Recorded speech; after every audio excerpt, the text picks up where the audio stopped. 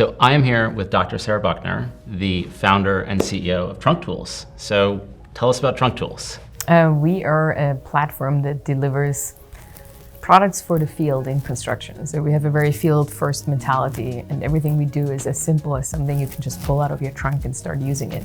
So each of our tools on our platform is text message based.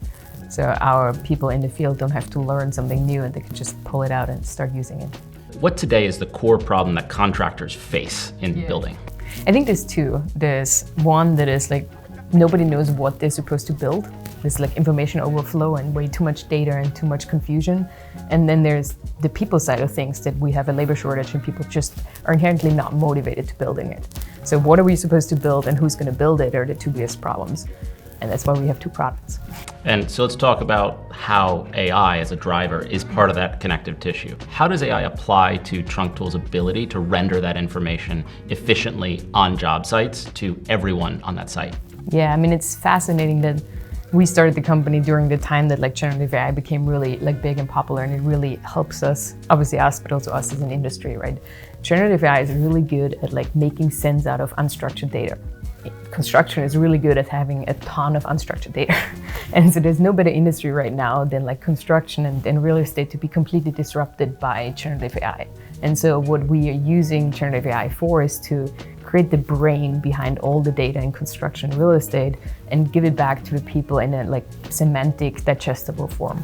What about more on the industry dynamic side? Like, what is today more challenging than ever for anyone building a project? So when you look at the last 10 or 20 years, a lot of it was like digitization of paper processes, right? Which was great, and we needed that.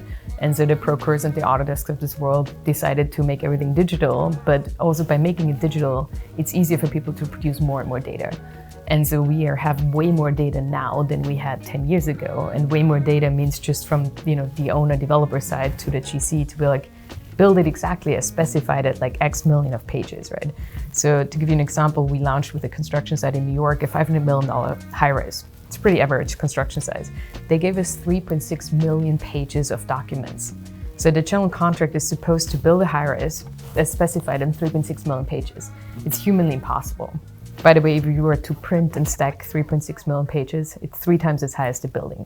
Wow. And so that one tradesperson that is actually on the job site, their ability to get data instantly obviously creates value, right? But what was the cost of not being able to get that data? What was the latency embedded in all these construction processes? Yeah, so we found some research, and we obviously do our own studies, but research shows that 65% of rework is because the wrong data was with the wrong person at the wrong point in time.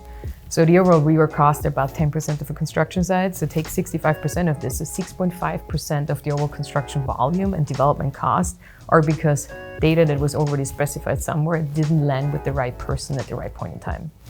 So you mentioned there's 2 big problems that you're solving, and you have 2 products to solve those problems. What are the 2? So we have 2 products out there. One is called TrunkText. That's our co-pilot for construction sites that really uses generative AI to help people figure out what they're supposed to build within seconds instead of hours and hours of research. The second product is TrunkPerform. The name tells yourself. It's like for enhancing performance on a construction site, and it's incentive management software that really helps people be motivated and focusing their work towards where it matters most to you as a GC or as a developer. So focusing people on working on the critical path and not just compiling more and more hours on the job site. And so project out, a future success case for TrunkTools, the construction industry, and AI. What does it look like 10 years out? I think construction and real estate is interesting because you have so many layers of management in the middle, right? So like the way we see it is somebody wants to build a building, in a way, to simplify it, right? Somebody wants to build a building, and on the other hand, somebody needs to build that building. What we do right now as an industry, we have like 50 layers in between, and they all get paid, right? There's the general planner, who has like sub-planners, there's the general contractor, the subcontractors, and all of this is just management. What building information technology tried was like, hey, we put everything in a 3D pretty model, right? And then like whatever you want to build and whoever needs to build it, get the data out of it. That didn't work because there was too many stakeholders in the game. Like I personally and my company does not believe in building information technology anymore. This was a nice try, but it would never work because of the stakeholders involved. What we are developing with this generative AI brain, we are redeveloping the BIM model without the 3D visualization. We're creating knowledge graphs in the background that do exactly what construction needs to do. Somebody wants to build something and somebody needs to build it. And that communication can get so simplified by, again, something like generative AI, just taking the thoughts of an architect or an owner directly to the tradesperson and eliminating a lot of the stuff that isn't happening in the middle. And so what's it been like working with Fifthwall?